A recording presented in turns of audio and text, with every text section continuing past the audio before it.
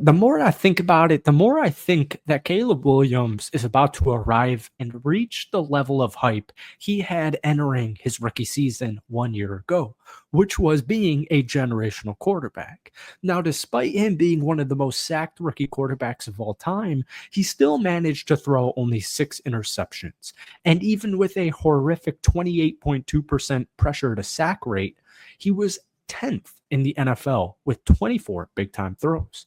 So for a rookie quarterback who was sacked 68 times, his 3,500 passing yards, 20 touchdowns, and 6 interceptions seems like a pretty solid rookie season. Now, PFF recently ranked all 32 teams based on their projected 2025 roster.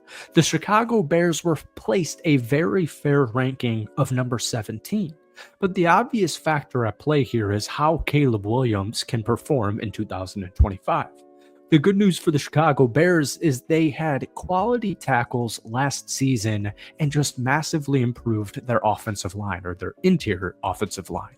To add on to that, perhaps the biggest Bears acquisition this offseason was Ben Johnson as their brand new head coach.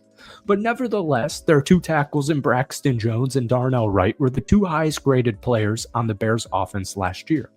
Darnell Wright possessed a 79.3 overall PFF grade, which was fourth in the NFL, and Braxton Jones posted an 80.8 pass blocking grade, which placed him around 15th in the NFL. Their additions of Joe Thuney, Drew Dalman, and Jonah Jackson on the interior should solidify the Chicago Bears as a top 10 offensive line. Bears offensive coordinator Shane Waldron was fired in Week 10, and the Chicago Bears upgraded a new, young superstar, possibly, offensive coordinator in Declan Doyle. More importantly, Ben Johnson has replaced Matt Eberflus as the Lions have been one of the best offenses in the NFL while Ben Johnson called their plays.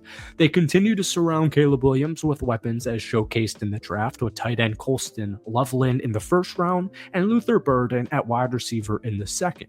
Caleb Williams should now have everything at his disposal to improve after ranking 32nd out of 44 qualified quarterbacks in PFF passing grade in 2024. New head coach Ben Johnson should also be well positioned to jumpstart the Bears offense in his first year at the helm. He's taking over a talented but underperforming offense featuring guys like DJ Moore, Rome Odunze, and Cole Kmet. Running backs in Rashawn Johnson, DeAndre Swift, and then this past offseason, the Bears bolstered their pass-catching units with rookie, like we just mentioned, Colston Loveland and Luther Burden. They also, like we already mentioned, strengthened their interior offensive line by adding two All-Pros in Joe Thuney and Drew Dalman, and also Jonah Jackson.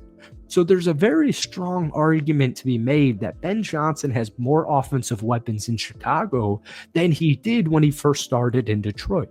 With DJ Moore, Rome Odunze, Luther Burden, the Bears can spread defenses out in three wide receiver sets, shift into two tight end looks with Loveland and Kmet, or even out of the backfield with DeAndre Swift offering crazy versatility, and he also has topped 1,200 scrimmage yards in each of the past two seasons.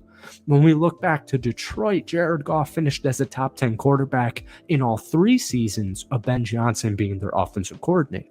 So Caleb Williams, who led the struggling 31st ranked Bears passing attack last year with 3,541 yards, 20 touchdowns, 6 interceptions, and 489 rushing yards, now gets a significant upgrade in scheme and support.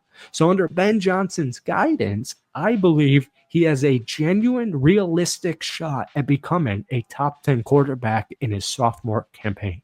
Let me know what you think down below. Thank you for watching. Hit the like button, hit that sub button, and we'll see you soon.